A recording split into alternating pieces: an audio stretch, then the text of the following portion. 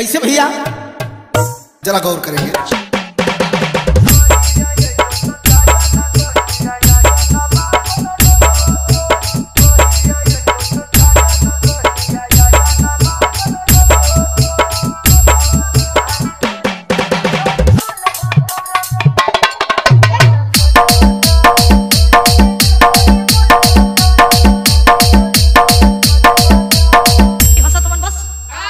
इतने में अभी ई तक ट्रेलर फिल्म बाकी है, फिल्म का भी बाकी है।